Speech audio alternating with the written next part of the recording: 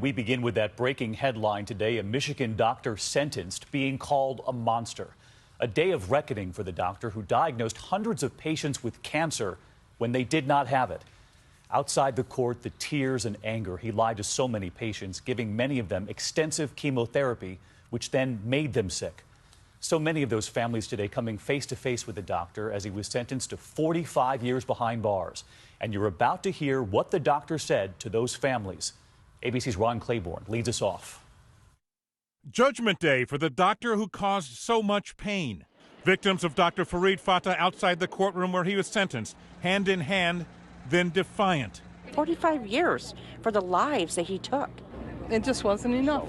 In court, the 50-year-old doctor breaking down, saying, "I misused my talents, yes, and permitted this sin to enter me because of power and greed." But those words no comfort for Cheryl Blades. I could hear him talking to my mother because I went to every appointment, so I could hear him talking to her and promising her to save her. In all, Fatah pleaded guilty to intentionally misdiagnosing more than 550 patients, often prescribing treatment for cancer that they did not have. He earned more than $17 million as a result.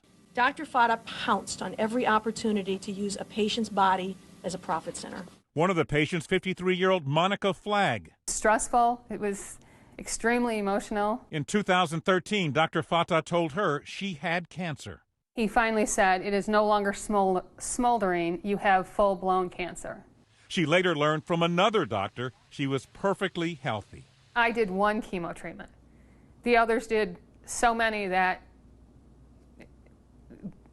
they're practically dead anyway. This is just awful. And the question so many had, wasn't there anyone else in the doctor's office looking at those charts, those tests to know these people were healthy? Well, David, eventually another doctor in the same clinic as Dr. Fatah and an office worker, a staff member, did have their suspicions and took them to federal law enforcement officials. They were the whistleblowers. And in the meantime, a second opinion, you told me, saved some people from the same fate. Right. Some of those people who were diagnosed with cancer went to other doctors. Of course, that diagnosis was not confirmed. They did not go back to Dr. Fatah. They're the lucky ones. Always get a second opinion. All right, Ron, thanks so much.